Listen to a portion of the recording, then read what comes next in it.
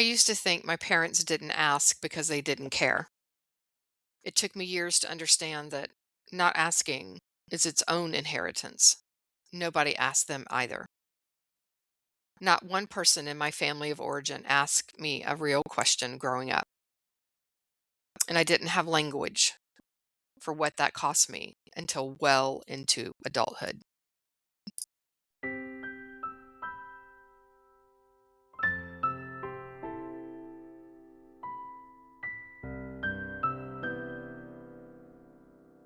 Hi there, welcome back to the Estranged Heart podcast. I'm your host, Kreed Revere.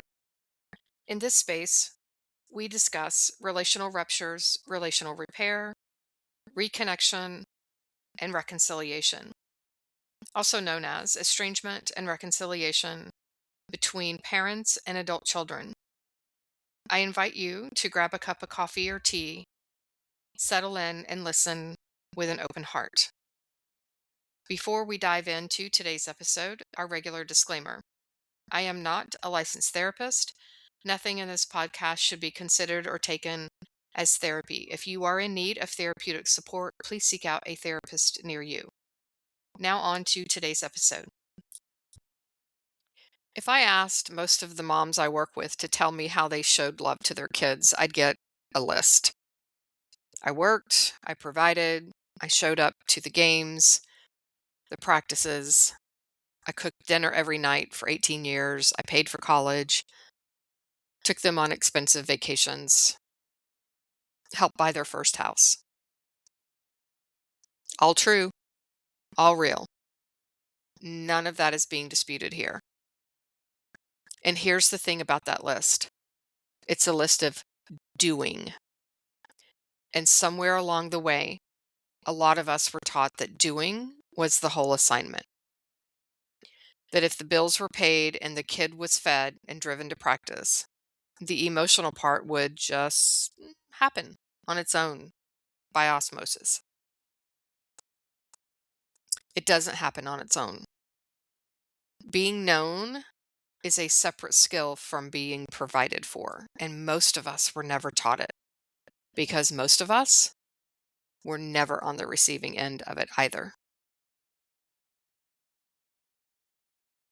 What not being asked does to a child, and where does it go from there?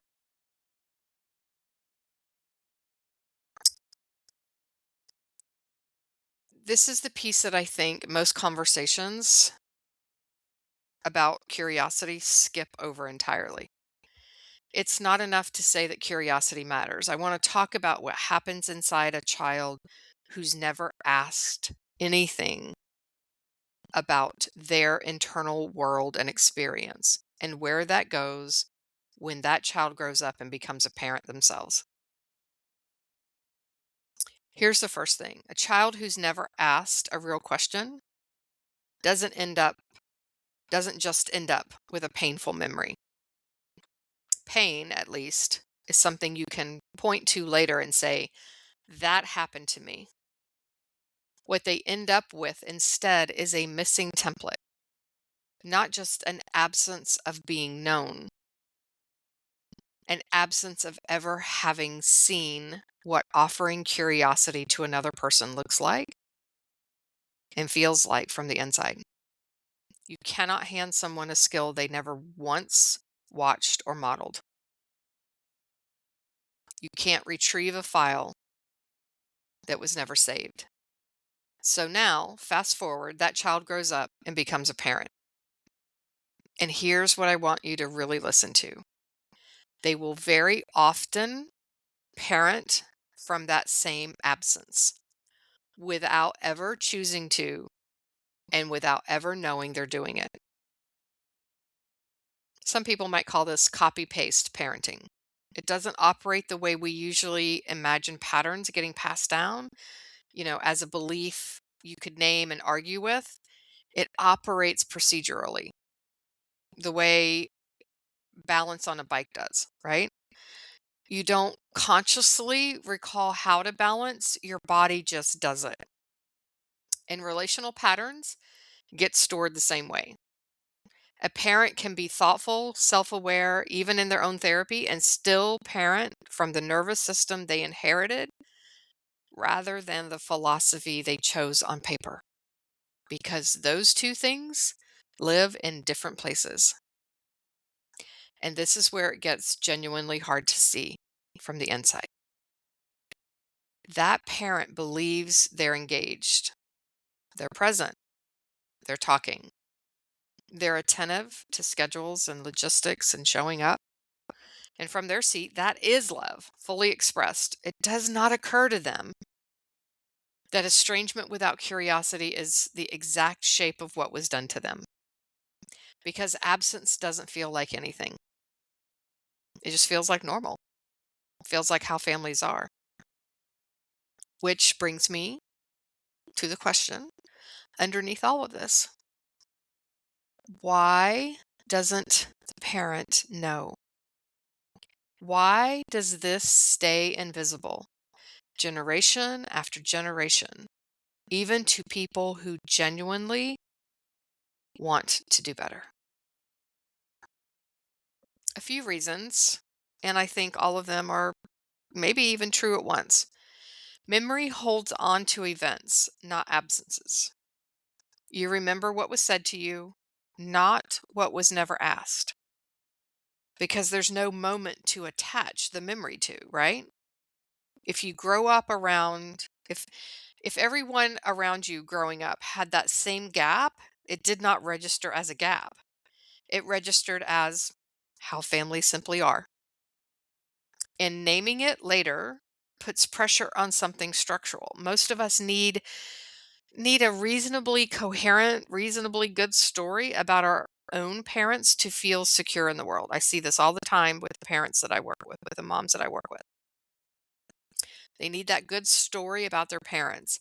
Almost without fail, I would say 8 out of 10, sometimes 9 out of 10 parents, moms will come to me and tell me almost emphatically, I had a great childhood.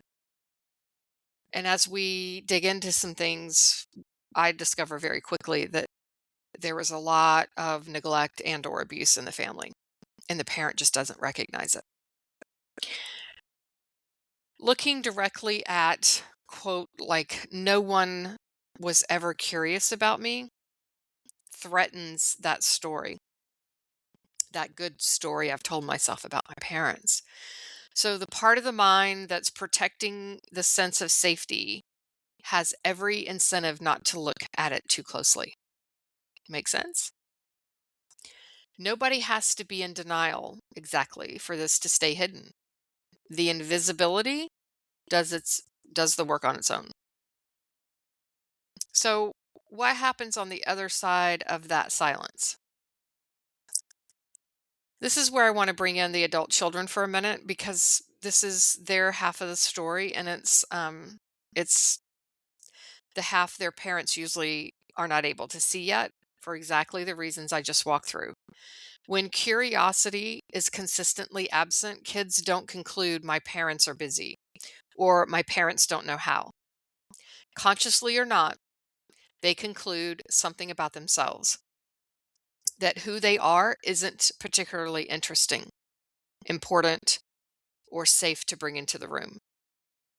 And that belief doesn't stay quiet. It shows up later as adults who stop offering anything about their internal or their inner world in life at all. Or adults who go hyper independent. Because why would you bring something to a room that's never been curious about you? Or adults who overshare with the first person who seems genuinely interested. This used to be me. All of this and hyper independence used to be me as well. Because they've been starving and did not know it. And here's what I want you to sit with. Estrangement rarely begins with one dramatic weekend. It begins with 1,000 of smaller ones. Thousands of moments where a kid offered something small and nobody picked it up. Eventually they stopped offering. And then years later, a parent says, they never told me how they felt. Sound familiar? And the adult child in their own head is thinking, I stopped because no one asked. Two people, two completely accurate memories of the same relationship. That's not a contradiction.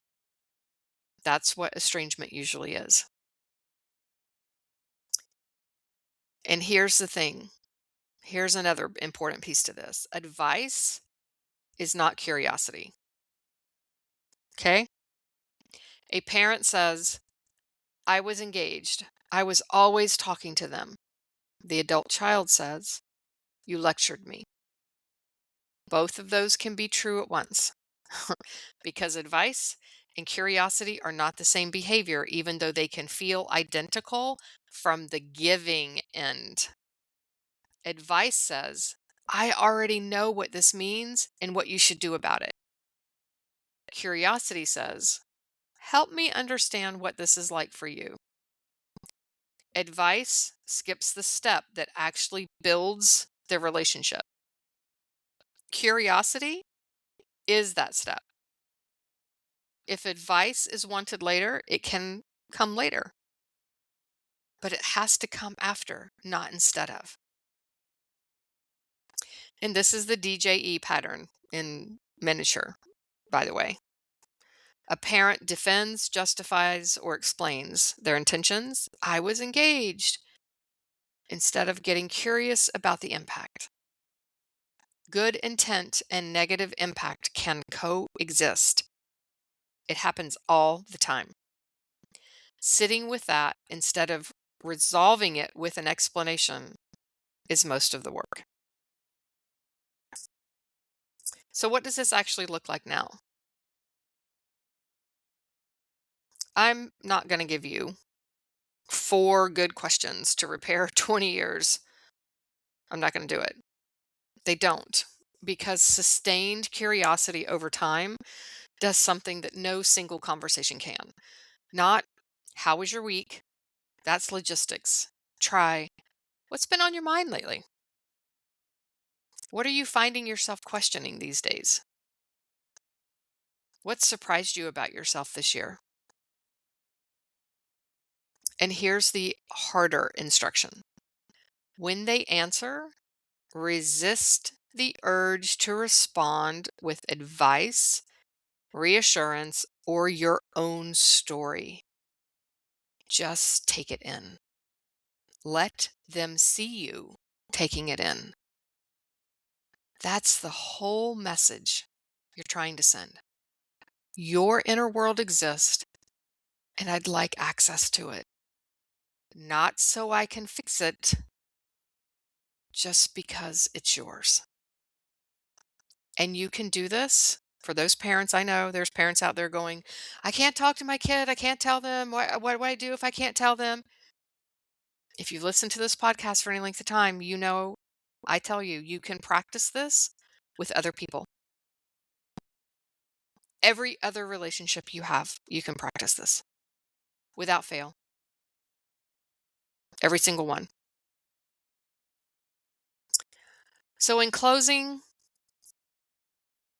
I think about my own family of origin more than I probably let on in this podcast. Not one person has asked me a real question when I was young.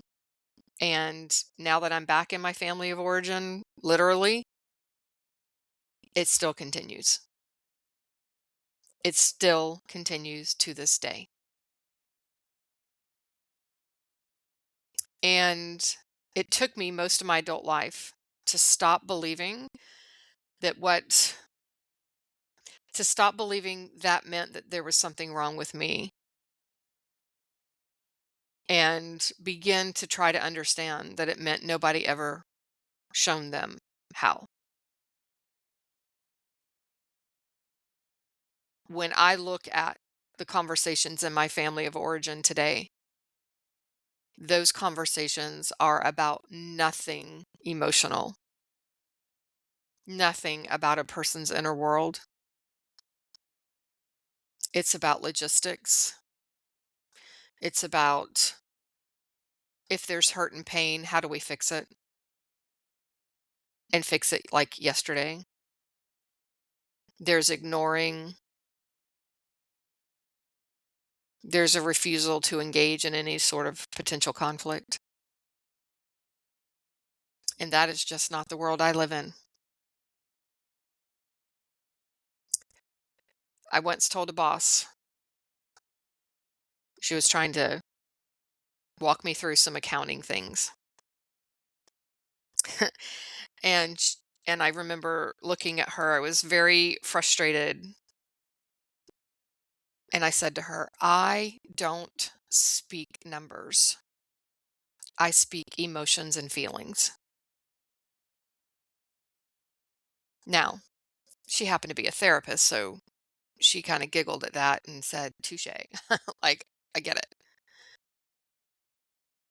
But if you are a person who has existed within a family of origin, be if you're a parent, an estranged parent, or an estranged adult child, if you've existed in that family of origin and you speak feelings and emotions, and everyone else in your family speaks logistics and the weather and fixing with zero curiosity, it's a very lonely world to be in. So, going back again, I know that my parents and my sister have not been shown anything any different. Everyone they associate with is the same way. No one's ever shown them. So, to them, their world of logistics and the weather and fixing is what is normal. When I come in wanting to talk about feelings and emotions, it threatens the entire system. And then I'm the problem person because I'm not doing it the way that everyone else is within the family of origin. So that reframe of being able to understand that it meant nobody ever shown them how, that reframe does not erase what it cost. It's the difference between staying stuck in the wound and being able to do something different with it. If you take one thing from this episode, let it be this. Your your adult child doesn't need you to have all the answers. They need you to stay curious about the question and about them. I'm Creed Revere. This is The Estranged Heart, and you can find me at theestrangedheart.com.